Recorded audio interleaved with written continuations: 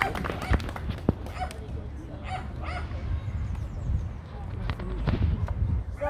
before I start my speech, can we have a round of applause for our hard-working NHS employees who have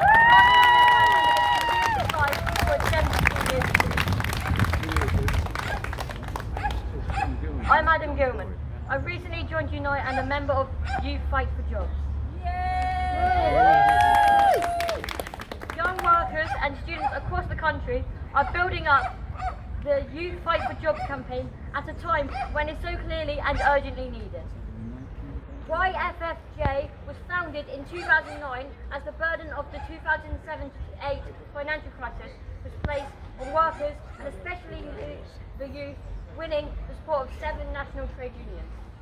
Now more than a decade of austerity has left the future of the next generation in peril. Millions of kids grow up in poverty, are laden with student debt and or penniless from phony apprenticeships, and then are marched into insecure, unskilled minimum wage on 0-hour contracts with no future. On top of that, the Tories' decision throughout the pandemic have left the idea of skilled and well-paid jobs as just a pipe dream for more young workers. The ending of the government's patent furlough scheme and lack of job support threatens hundreds of thousands of redundancies. Bosses slash jobs. Many big companies could in fact have afforded to keep the jobs, but they choose to sack the workers rather than take a hit to their bloated profits.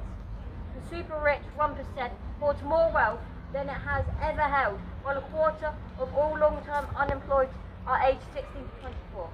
With a government and a weak Labour opposition only interest in protecting the bosses, we urgently need a fight back to get secure, socially useful, well-paid jobs, and to make the bosses pay. That's what Youth Fight for Jobs will campaign for in the struggle ahead. We will kickstart our activity as lockdown ends. YFFJ works with and appeals to the trade unions to develop this fight as the biggest workers' organisations.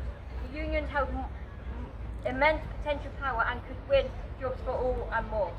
Recent victories like the Unite sparked protests over a skilling threat, the Thurrock bin workers' victory against pay cuts, and soon to be the victory of security workers at RBH show that the potential.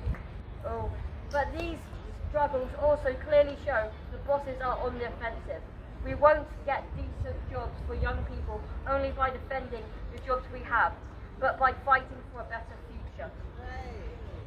Youth Fight for Jobs will appeal to all young people interested in defending their future.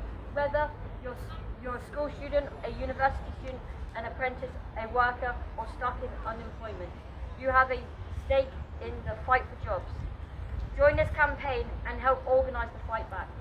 We are fighting against all job cuts.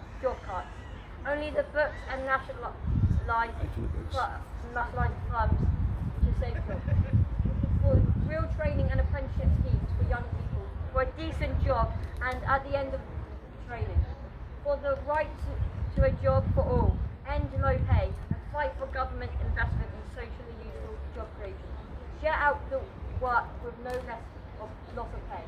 To make the 1% pay, take the monopolies on banks into democratic public ownership in order to provide every young and working class person with a future which includes access to decent and well-paying jobs for all.